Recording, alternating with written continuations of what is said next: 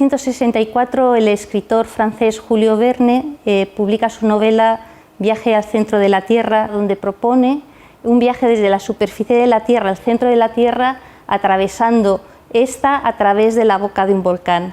Empezaría el viaje en un volcán que hay en Islandia, al suroeste, cerca de Reykjavik. Iría en su viaje acompañado de su sobrino Alex y un guía local. Para ello resuelven un criptograma, viajan por el conducto volcánico, encuentran animales ya extintos, tempestades. En principio, el saber geológico de esa época pues no daba para saber la composición del manto y del núcleo. El caso es que llegaban al centro de la Tierra y podían volver a subir hacia la superficie y salieron por otro volcán que estaba en Italia, enfrente de las costas, al norte de Sicilia, que se llama Stromboli, que hacía unos años también hizo unos procesos eruptivos fuertes y Julio Verne se supone que lo conocía. Esta idea un poco loca en realidad era una idea muy novedosa. Lo que te venía a indicar es que tú puedes conectar un volcán en un sitio de la Tierra con otro a través de la estructura interna de la Tierra. Nosotros sabemos que los volcanes arrojan elementos al aire, a la superficie, arrojan cenizas, nubes ardientes, corrientes piroclásticas, lavas, y que en general en su base hay algo que conocemos como cráter, donde encontramos la lava, digamos, a muy alta temperatura. Por debajo de este cráter lo que hay son conductos que llevan al interior de la Tierra, a la litosfera, y que lo conectan la superficie con los mecanismos de alimentación de ese volcán. Y esos mecanismos de alimentación tienen que ver con la tectónica de placas. Debajo de la corteza terrestre, que es muy rígida, está el manto. El manto es más caliente que la litosfera y tiene unas corrientes que se llaman de convección. Esas corrientes de convección lo que hace es, subir en magma más caliente que la roca encajante hacia la superficie. Ese magma o esa anomalía térmica lo que hace es empujar la litosfera, que se abre por las partes que llamamos dorsales oceánicas, y la corteza a su vez se destruye en las zonas de subducción. Pero no solamente existen anomalías térmicas debajo de las dorsales, que es donde encontramos volcanes, o en esas zonas de subducción, también encontramos volcanes en las zonas que están en los puntos calientes, en los hot spots.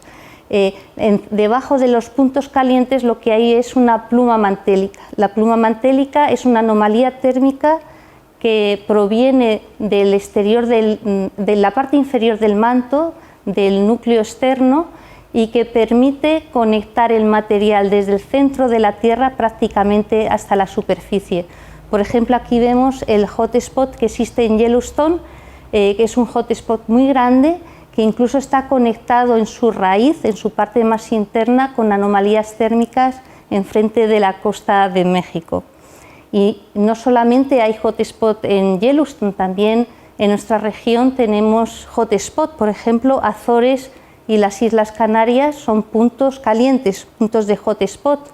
Las ondas sísmicas de los terremotos que ocurren continuamente atraviesan la Tierra, incluso pueden dar más de una vuelta. La radiografía es como hacer una tomografía o una radiografía del interior de la Tierra, y pueden ver aquellas partes internas de la Tierra que tienen unas velocidades anómalas. Aquí estarían con colores rojos. Vemos que hay unas grandes anomalías térmicas en la dorsal oceánica. En la parte superior podemos ver un área que incluye la dorsal atlántica, el norte de África y el sur de la placa europea, con la península ibérica. Y vemos también que en la zona donde caen las Islas Canarias hay una anomalía roja, una anomalía de velocidad menor que la esperada, que profundiza hasta profundidades de unos 400-500 kilómetros. Ese es el hotspot que alimenta las erupciones en las Islas Canarias. En las Islas Canarias hay un volcanismo activo, en general es efusivo, pero de vez en cuando hay erupciones muy explosivas. Y en los últimos, desde 1900, un poco más de los 100 años, hemos recogido evidencias de al menos 4 erupciones.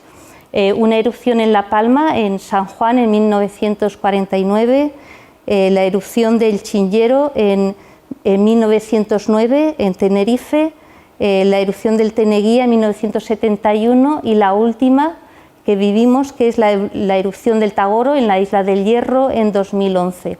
Esta es la única erupción de las que se poseen datos instrumentales.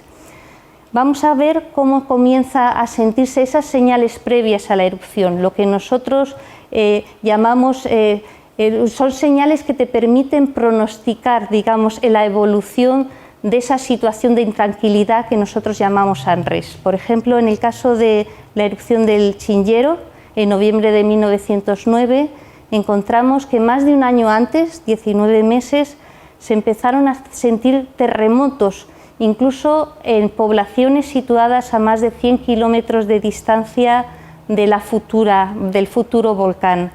Que 7 meses antes del inicio de la erupción se pudo observar una fuerte emisión fumarólica, una fumarola muy fuerte en el volcán el Teide. El Teide es un estratovolcán, un volcán permanente que está, digamos, está en la isla de Tenerife y es el edificio más grande de las Islas Canarias, así como se observó un aumento de la temperatura. Y un mes antes del inicio de la erupción se empezó a observar un gran aumento, no solamente en intensidad, sino en número de terremotos. También antes de la erupción de San Juan en 1949 hubo evidencias claras de intranquilidad. Nosotros llamamos a esto precursores, y estos precursores comenzaron 13 años antes, con un gran número de terremotos. Fueron 12 terremotos fuertemente sentidos por la población en un área muy pequeña en la que luego iba a abrir uno de los conos de la erupción. Pocos meses antes de la erupción aumenta la sismicidad y además comienza a oírse ruidos que parecen tener un origen subterráneo. Y por último se observa la apertura de 3 conos y antes de la apertura de cada cono se observa la misma pauta. Unos 3-5 días antes una intensificación de la sismicidad y una relativa calma 1 o 2 días antes de la apertura de cada cono. Entonces, como hemos visto, antes de una erupción hay precursores. Estos precursores se pueden sentir desde la superficie. ¿Qué es lo que tenemos que hacer? Pues poner instrumentación en la superficie que sea capaz de registrar estos procesos físicos y químicos que te anuncian el acercamiento de ese magma superficie o te anuncian el acercamiento de la erupción, del comienzo de la erupción. Esto es lo que vivimos en el Hierro. El Hierro es la isla que está más al sur y oeste del archipiélago canario. También es la más joven, de hecho está en construcción, tiene una topografía muy abrupta, tiene una máxima altura topográfica de 1500 metros, tiene 3 grandes cicatrices al norte, este y oeste, norte, sureste y suroeste, correspondiente a 3 grandes deslizamientos, y no había registro de actividad eruptiva en época histórica, en los últimos 10.000 años. Solamente se sabe que hubo una crisis sísmica intensa en 1793. Esto es una imagen de cómo sería esa cicatriz del norte, la del Golfo. Esto sería cómo empezaron a registrarse en nuestra red de vigilancia volcánica esos signos precursores de intranquilidad sísmica. Esto es un sismograma, corresponde a las 24 horas de registro sísmico de una estación. La única señal que no es horizontal corresponde a un pulso de calibración. Estos son 2 días antes del inicio del unrest, lo que nosotros declaramos como unrest. Vemos que ya hay algún pequeño terremoto, por ejemplo, esto sería un pequeño sismo, y como el 19 de julio ese número de sismos crece, y este número de sismos no hará sino crecer con el tiempo. De hecho, cuando observamos una hora vemos que hay muchísimos, hay cientos de sismos por hora. Lo que se hizo el Instituto Geográfico Nacional es densificar su red de vigilancia con estaciones sísmicas, estaciones geodésicas que miden la deformación del terreno, estaciones que miden cambios en la gravedad y cambios en otros parámetros, incluyendo los parámetros geoquímicos. Y esto sería el registro de los 4 meses de ANRES previos al inicio de la erupción, donde se observa toda la sismicidad que comienza al norte de la isla y migra por debajo de una discontinuidad que se llama Mojo de norte a sur, y aquí se recogen las deformaciones centimétricas superficiales debido al acercamiento de ese centro de presión a la superficie. Y ahora mi compañera María José os va a contar el desarrollo de la erupción, del proceso eruptivo y las reactivaciones. El 10 de octubre del 2011, las estaciones sísmicas que el Instituto Geográfico Nacional había desplegado en la isla del Hierro, se empezó a registrar una señal continua que nunca antes se había visto registrada, que era una indicación de que había un proceso eruptivo en curso. Se denomina tremor volcánico y duró prácticamente de manera continua, con ciertos lapsus de interrupciones, hasta marzo del 2012. El 10 de octubre, al mismo tiempo, empezaron en vuelo en helicóptero del Gobierno de Canarias, encontramos numerosos peces muertos flotando en el entorno del suroeste de la isla del Hierro, cerca de la localidad de La Restinga. Además, debido a este proceso eruptivo en curso, abrimos un centro de atención permanente en La Restinga, en un emplazamiento del Ayuntamiento del Pinar, en el que no solo instrumentábamos y hacíamos un seguimiento en continuo de las señales que registrábamos en las redes instrumentales que se han descrito anteriormente por parte de Carmen, sino que hacíamos una interpretación y una atención al público residente en La Restinga. El 11 de octubre, la señal del tremor era tan evidente que llegaba a ser sentido por la población cada vez de manera más intensa, y aunque el centro eruptivo intuíamos que estaba en el sur, porque de hecho era donde aparecían los peces muertos, no sabíamos si esa fisura podría estarse acercando a la costa, y era la razón por la que cada vez la amplitud del tremor era más grande y por eso la población cada vez lo sentía más intensamente, o simplemente que se estaba intensificando el proceso eruptivo. Ante esta duda, el Plan de Emergencia Volcánica del Gobierno de Canarias, el Comité Científico y sus gestores tomaron la decisión de elevar el nivel de alerta volcánica al rojo y empezó la evacuación de la población de La Restinga. Para ello se utilizaron medios que fueron proporcionados tanto por la Policía Autonómica de Canarias como por la Guardia Civil, que estaban desplazados a la isla del Hierro desde hace meses, dado que con estas redes instrumentales lo que permitimos es anticiparse al fenómeno eruptivo varios meses a los gestores de la emergencia. El 12 de octubre empieza ya a verse una zona decolorada cerca de la población de La Restinga, unos 5 kilómetros al sur de la población de La Restinga, como se ve en la imagen. Y continúa la evacuación de la población, siguen apareciendo peces muertos flotando cada vez de mayor tamaño en la zona de La Restinga. Y el 15 de octubre se produce el primer fenómeno llamativo de este proceso eruptivo, que aparecen flotando en el mar numerosos fragmentos humeantes nunca antes vistos en Canarias. Sí que han sido vistos en otros lugares, pero como en Canarias nunca se había registrado una erupción submarina, aunque obviamente todo el fondo, la batimetría así lo demuestra, del archipiélago canario está lleno de volcanes que han tenido erupciones, por lo tanto submarinas, tienen que darse unas condiciones muy peculiares de centro eruptivo a una cierta profundidad no demasiado grande para que se lleguen a emitir estos fragmentos que se denominaron coloquialmente restingolitas. En realidad eran unos enolitos que envolvían con lava reciente emitida en este proceso eruptivo restos de erupciones anteriores que tenían un componente más explosivo. Desde el 5 al 7 de noviembre se producen unos fenómenos mucho más intensos observables en superficie, desde burbujeo, como si fuera una especie de jacuzzi todo el mar, a creación de grandes burbujas que tenían varios metros de altura y que se repitieron varias veces durante el mes de noviembre. Aparte de estos fenómenos muy llamativos, el proceso eruptivo submarino nos regaló imágenes tan bonitas como las que estamos viendo, de burbujeos que se separaban y se juntaban en el tiempo en una zona bastante concreta del mar, y un proceso de decoloración del mar por acción de los gases que se disolvían en el mar, que inicialmente se centraba sobre el punto de erupción, pero luego terminaron dando totalmente la vuelta a la isla del Hierro y siendo incluso observables en imágenes desde satélite.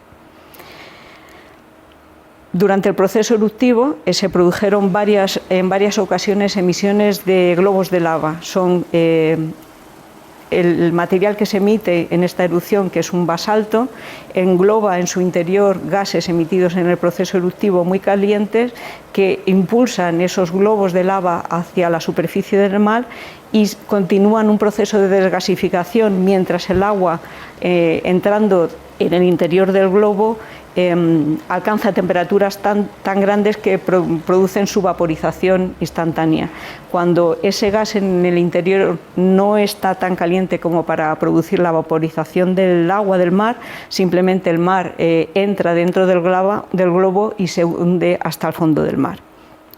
Los pescamos, decíamos, varias veces utilizando la salvamar Adara, que era la que nos proporcionaba salvamento marítimo, y con una pandorga, que es una especie de red con un aro exterior, procurábamos pescar estos globos de lava porque tienen gran importancia su análisis para ver la evolución del proceso eruptivo. Si cada vez tenían más o menos cristales, y nos podía dar una indicación de que el proceso eruptivo estaba llegando a su final.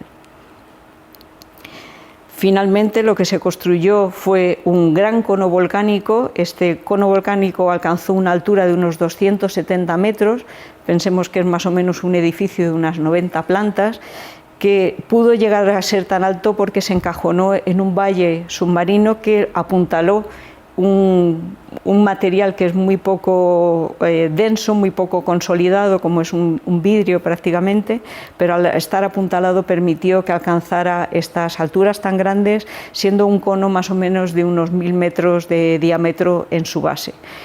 Como podéis ver en las imágenes, no solo está el cono Tagoro, sino que hay una gran dorsal, que, como la que ha citado Carmen anteriormente, observable en superficie, topográficamente subaérea. Esa gran dorsal se prolonga en el mar, alcanzando distancias muy alejadas de la isla del Hierro, porque es la isla más joven, que no solo crece por arriba, en la parte visible, sino que se ve que está impulsada desde abajo con los procesos eruptivos, con numerosas erupciones en el fondo del mar.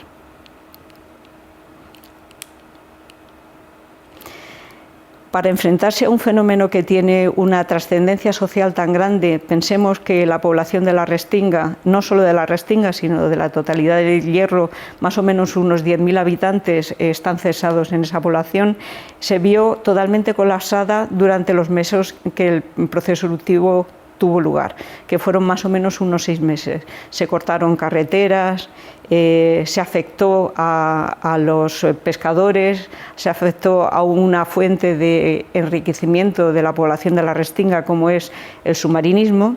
Todos estos fenómenos se pueden abordar mejor por una población que está formada. Se hicieron panfletos como el que mostramos para mostrar a la población lo que tenían que hacer en cada fase del semáforo volcánico que se defina, si está en verde o está en ámbar o está en rojo, y la formación es la única forma de que se enfrente mejor una sociedad en su conjunto a un fenómeno natural que es adverso y que afecta a la calidad de vida de las personas y a su vida diaria, cotidiana, durante mucho tiempo. Todo esto sería imposible no solo con instrumentación y no solo con educación, sino con un grupo de personas con una formación muy multidisciplinar, que van desde físicos, ingenieros, informáticos, matemáticos, formaciones muy diversas, pero sobre todo con entusiasmo. Sin su entusiasmo, que les hace llegar mucho más allá de lo que el trabajo les puede exigir, sería imposible afrontar una situación tan larga como fueron estos 6 meses de erupción. porque no solo son 6 meses, sino que después del proceso eruptivo que se dio por finalizado en marzo del 2012, ha habido 6 reactivaciones, algunas de ellas con una sismicidad mucho más grande que el proceso preeruptivo y con procesos de deformación también mucho más intensos. La sismicidad, como la que mostramos en esta imagen, llegó a agujerear totalmente el entorno de la isla del Hierro, el Hierro y su entorno marino, y produjo deformaciones, sobre todo en la zona central de la isla del Hierro, como se puede ver en la imagen de deformación en continuo, y también con los procesos de modelización de los centros de presión se puede ver que hay una deformación en la componente vertical que llegó a alcanzar unos 20 centímetros. Por lo tanto, pensemos que es un proceso que tiene una energía tan grande como para poder levantar en su conjunto una isla pequeña como es el Hierro, 20 centímetros, y que se quedó así. Las islas volcánicas no crecen por arriba, se desmantelan por arriba, pero crecen por abajo con procesos eruptivos como el que os hemos descrito.